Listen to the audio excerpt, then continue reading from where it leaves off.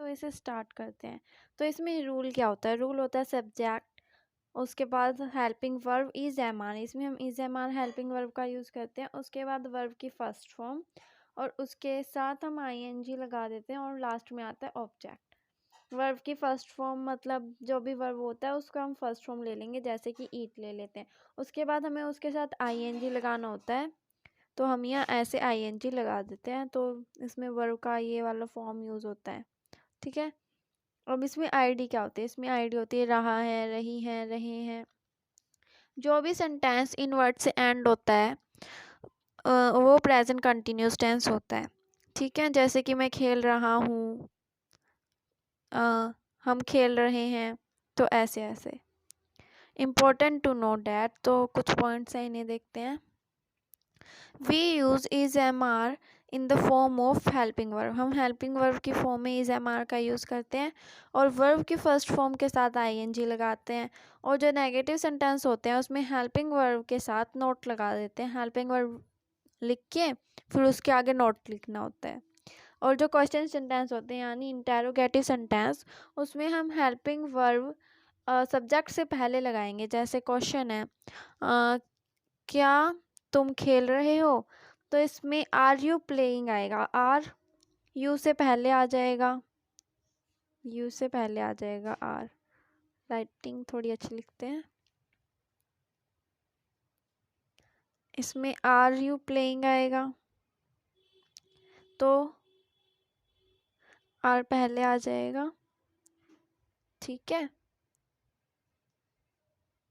Question mark लग जाएगा। और एग्जाम्पल्स देखते हैं कुछ। We are eating the food, subject we, helping verb are, क्योंकि वी प्लूरल है तो उसके साथ आर आएगा, फर्स्ट फॉर्म ऑफ वर्ब और उसके साथ आई एन जी ईटिंग, और ऑब्जेक्ट द फूड। तो ये सेंटेंस बन गया we are eating the food, हम खाना खा रहे हैं। उसके बाद नेक्स्ट है we are not eating the food, हम खाना नहीं खा रहे हैं, नेगेटिव है तो हेल्पिंग वर्ब आर के साथ नॉट आ गया।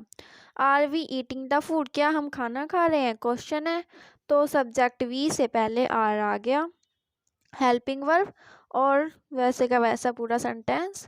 तो क्या हम खाना खा रहे हैं, are we not eating the food, क्या हम खाना नहीं खा रहे हैं। उसके बाद नेक्स्ट है Aman is flying the kite, Aman singular है तो इज हेल्पिंग वर्ब का यूज हुआ। Aman subject, is helping verb, flying first form of verb fly, उसके साथ आई एन जी, फ्लाइंग हो गया।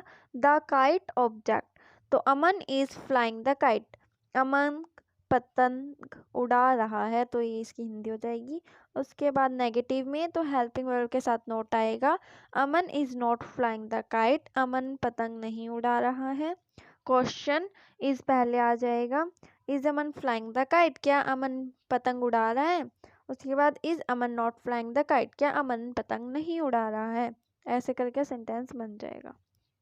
इसमें कुछ क्वेश्चंस देखते हैं एक्सरसाइज के। शीला खाना पका रही है, तो सब्जेक्ट क्या होगा, शीला, शीला खाना पका रही है, तो सबसे पहले इसमें हेल्पिंग वर्ब लगाएंगे, तो helping verb is am are में से कोई लगेगी, ये हमें पता है। तो शीला क्या है, सिंगुलर, सिंगुलर के साथ हम लगाएंगे is.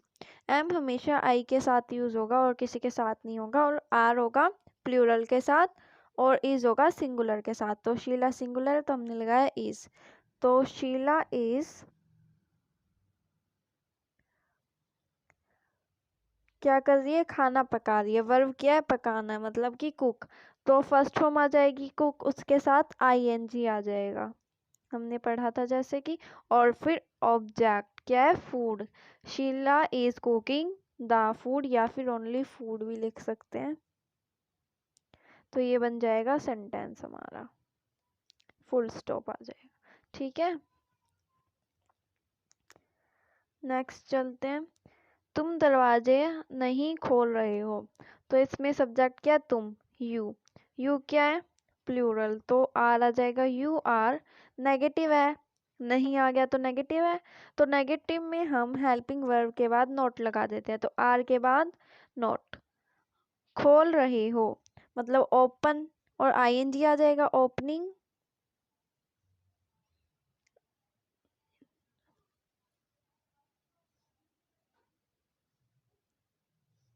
Not opening the door. थोड़ी राइटिंग समझने की कोशिश करना, अच्छी नहीं आ रही है, ठीक है। नेक्स्ट चलते हैं। क्या वे सब कमरे में सो रहे हैं? क्वेश्चन है, वे सब हैं यहाँ मतलब प्लूरल हो गया, बहुत सारे लोग हैं, तो आर आएगा सबसे पहले, तो हेल्पिंग वर्ब पहले आती है ना। दे सब्जेक्ट हो गया, they all. Sleeping, sleep first form, सो रहे हैं ना, तो स्लीप फर्स्ट फॉर्म, उसके साथ आईएनजी। स्लीपिंग, कहाँ सो रहे हैं? कमरे में सो रहे हैं, इन द रूम।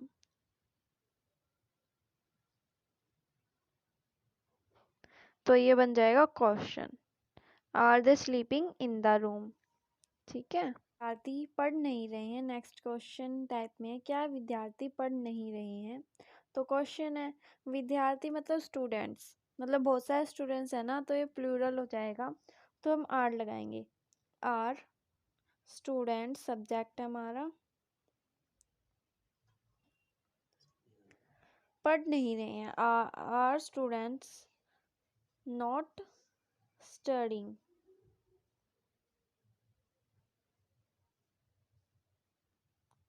ये हमारा क्वेश्चन बन जाएगा, ठीक है। क्वेश्चन मार्क आ जाएगा लास्ट में, ये बन जाएगा are student not studying, okay. तो नेक्स्ट पे चलते हैं, प्रेजेंट परफेक्ट टेंस। इतना सबको समझ आया होगा, कोई डाउट हो तो कमेंट बॉक्स में लिखना, ठीक है। बाकी आपको समझ आया होगा अच्छे से। देखते हैं प्रेजेंट परफेक्ट टेंस, हमारा नेक्स्ट थर्ड पार्ट है प्रेजेंट टेंस का। तो इसमें रूल क्या होता है? रूल है सब्जेक्ट हैज़ या हैव। हैज़ किसके साथ लगेगा? सिंगुलर के साथ। हैव किसके साथ लगेगा? प्लूरल के साथ। सिंगुलर मतलब he, she, it, plural I, we, you, they, ये सब होता है। उसके बाद third form of verb, verb की थर्ड फॉर्म लगेगी, कोई भी वर्ब है, जैसे ईट, तो उसका ईट, एट,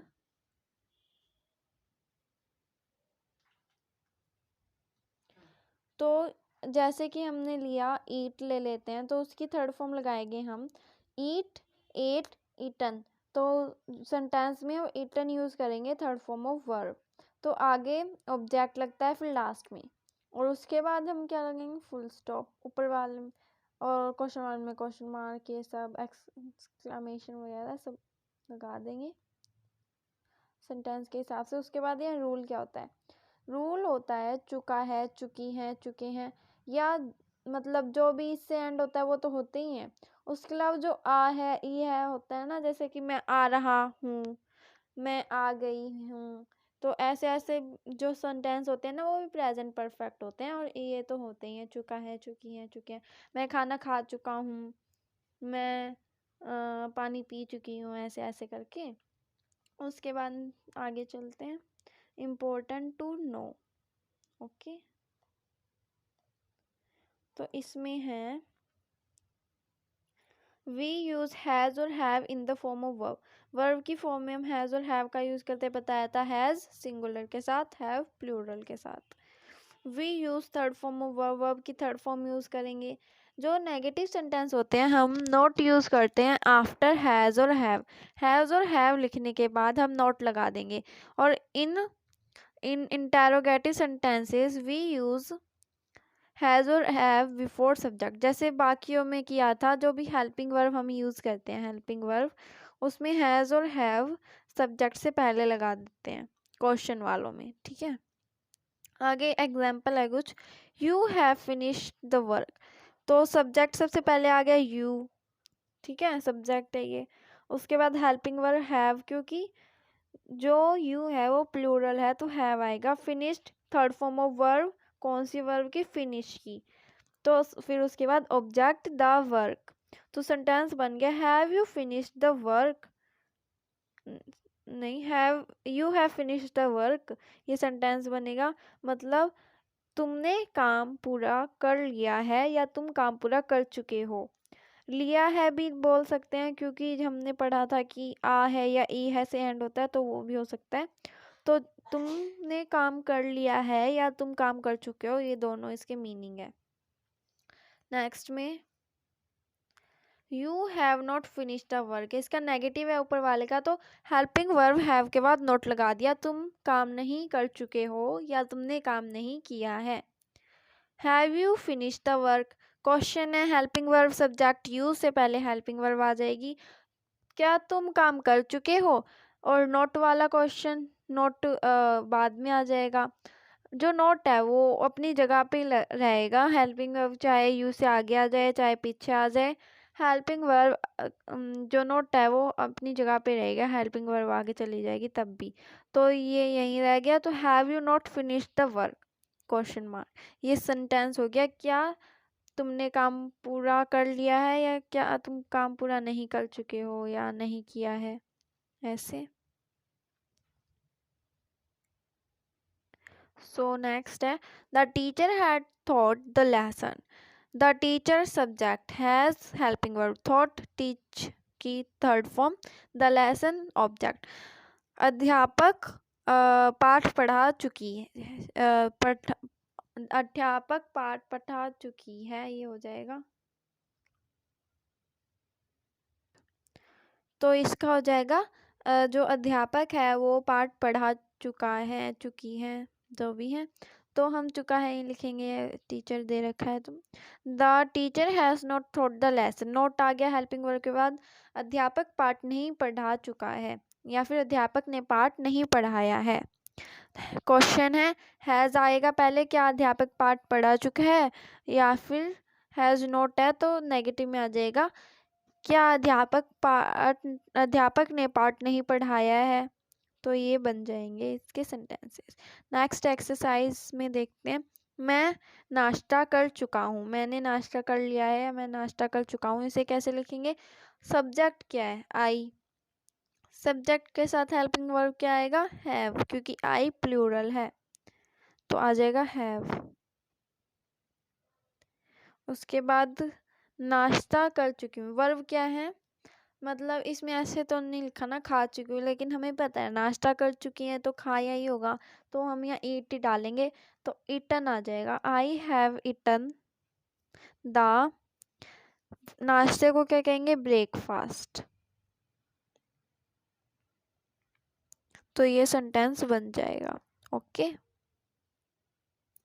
नेक्स्ट सेंटेंस है, मैं नाश्ता नहीं किया है, मैंने नाश्ता नहीं किया है, तो ये आ जाएगा आई हैव नॉट, यहाँ पे हम ईटन की जगह टेकन भी लगा सकते हैं, तो एक बार टेकन का सेंटेंस बनाते हैं कि मैंने नाश्ता नहीं किया है या लिया है, उसके लिए हम टेकन भी लगा सकते हैं, द ब्रेकफास्ट, ठीक है, तो यहाँ आ जाएगा I have not taken the breakfast. उसके बाद नेक्स्ट है, क्या तुम फिल्म देख चुके हो, क्या तुम यह फिल्म देख चुके हो, क्वेश्चन है, हेल्पिंग वर्ब पहले आ जाएगी, तुम हमारा सब्जेक्ट है तो वो होता है यू, और हेल्पिंग वर्ब पहले आएगी तो यू के साथ क्या लगाते हैं आर यू वॉचिंग हो जाएगा फिल्म का थर्ड फॉर्म, वॉच्ड, सॉरी यहाँ हैव आएगा आर नहीं आएगा, देखते हैं, तो यहाँ हैव आ जाएगा, you watched this movie before, before इसमें नहीं दे रखा, तो यहाँ सीधा मूवी तक आ जाएगा, ठीक है, have you watched this movie question mark के साथ, क्या तुमने ये कहानी सुनी है, तो नहीं सुनी है तो नोट वाला है, तो यहाँ आ जाएगा हैव यू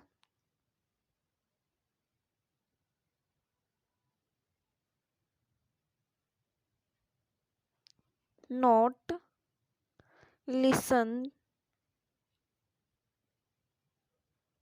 थर्ड फॉर्म आ जाएगी this story question mark. Okay, तो ये बन जाएगी have you not listen this story.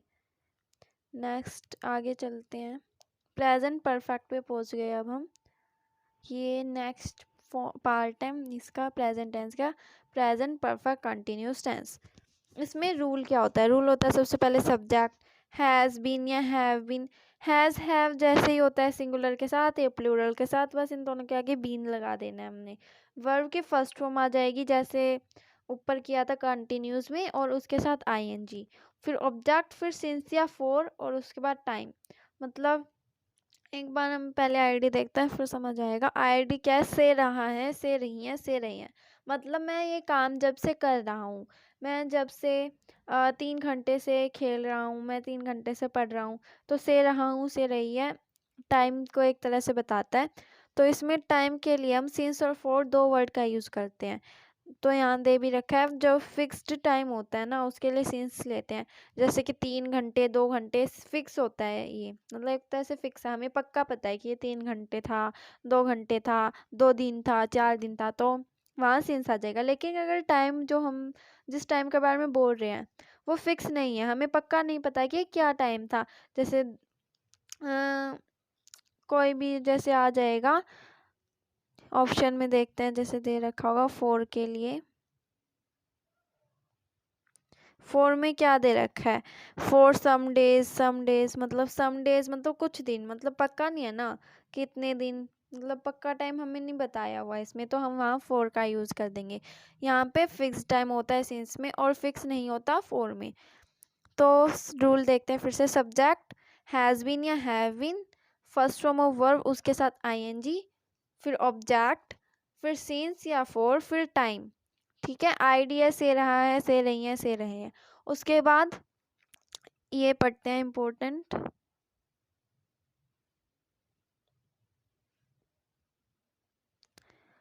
When the time is fixed, we use since. When the it is not fixed and for a period we use for। ठीक है, जब भी time fix होता है तो उसके लिए सिंस, और जब फिक्स नहीं होता है तो for। तो कुछ इम्पोर्टेंट चीज़ें यहाँ लिखी हैं, इन्हें पढ़ते हैं।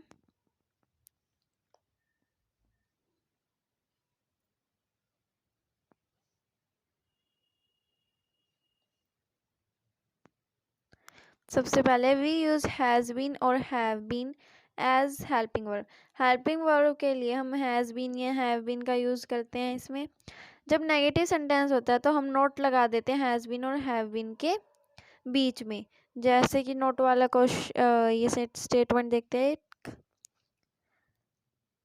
सुमन हैज़ नॉट बीन, तो हैज़ और बीन के बीच में नोट आ जाएगा। ठीक है, आगे इन इंटेरोगेटिव सेंटेंस यानी नेगेटिव सेंटेंस जो होते हैं उसमें हैज़ और हैव बिफोर मतलब पहले आ जाएगा सब्जेक्ट के, और जो बीन है वो अपनी जगह पे रहेगा, मतलब सब्जेक्ट के आफ्टर आ जाएगा। जैसे ये हैज़ सब्जेक्ट सुमन है, उससे पहले तो हेल्पिंग वर्ब हैज़ आ गया और बीन आया उस सब्जेक्ट के बाद। तो एक बार एग्जाम्पल्स को अच्छे से देखते हैं। फर्स्ट है, Suman has been reading the story since 2 days। तो सुमन जो है 2 दिन से स्टोरी पढ़ रही है, कहानी पढ़ रही है। Subject Suman, helping verb has क्योंकि सुमन सिंगुलर है, बीन लगाना है इसके साथ। रीडिंग फर्स्ट फॉर्म रीड उसके साथ ING. The story object since या फॉर। हम टाइम को देखेंगे सबसे पहले 2 days, फिक्स है ना कि पक्का 2 दिन है, तो उसके साथ हमने लगाया सिंस क्योंकि ये फिक्स टाइम है एक, तो सिंस 2 days ये आ जाएगा। नेक्स्ट देखते हैं। Suman has not been reading the story since 2 days। तो यहाँ नोट आ जाएगा हैज़ और बीन के बीच में, तो सुमन 2 दिन से स्टोरी नहीं पढ़ रही है। उसके बाद क्वेश्चन वाला है, हैज़ पहले आ जाएगा, बीन अपनी जगह पे रहेगा, और स्टेटमेंट क्या बन जाएगी? Suman been reading the story since 2 days। क्या सुमन 2 दिन से स्टोरी पढ़ रही है? और फिर क्वेश्चन नोट वाला क्वेश्चन है, तो नोट सब्जेक्ट के बाद बीन से पहले लगाएंगे। ठीक है, तो has Suman not been reading the story since 2 days। क्या सुमन 2 दिन से स्टोरी नहीं पढ़ रही है? उसके बाद नेक्स्ट है, I have been doing the work for 2 days। I subject have plural है तो हैव लगाया, डू और आईएनजी सब ऑब्जेक्ट द वर्क फॉर, क्योंकि सम डेज फिक्स टाइम नहीं है, कुछ दिन मतलब 2 3 4 कितने भी हो सकते हैं कुछ दिन, तो यहाँ 4 आएगा। ओके, तो I have been doing the work for some days, मैं कुछ दिनों से काम कर रहा हूँ। नोट वाला सेंटेंस है तो हैव और बीन के बीच में नोट आ जाएगा। I have not been doing this work for some days, मैं कुछ दिनों से ये काम नहीं कर रहा हूँ। क्वेश्चन वाला हैव पहले आ जाएगा, आई ऑब्जेक्ट आई के बाद आ जाएगा बीन, सॉरी सब्जेक्ट आई के बाद आ जाएगा बीन। तो have I been doing this work for some days, क्या मैं इस काम को कुछ दिनों से कर रहा हूँ। और फिर क्वेश्चन नोट वाला है तो आई के बाद नोट फिर बीन।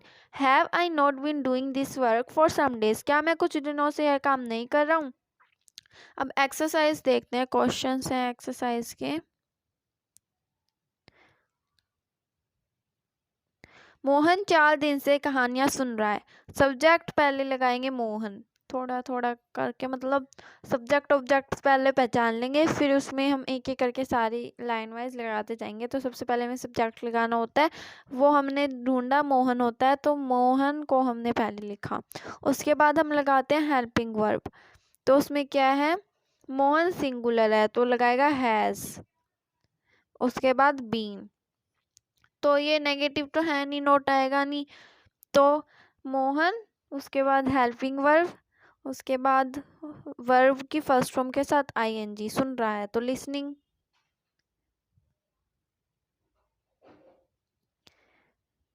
द स्टोरी, कहानियां सुन रहे हैं, ऑब्जेक्ट लगाते हैं उसके बाद। और कब से, 4 दिनों से, फिक्स टाइम है तो सीन्स आ जाएगा, 4 डेज, ये सेंटेंस बन गया हमारा। Mohan has been listening the story since 4 days. Next पे चलते हैं। विद्यार्थी 3 घंटे से पढ़ रहे हैं, सब्जेक्ट क्या है, स्टूडेंट्स। और प्लूरल है क्योंकि बहुत सारे स्टूडेंट है ना, तो हैव बीन, पढ़ रहे हैं तो स्टडिंग सिंस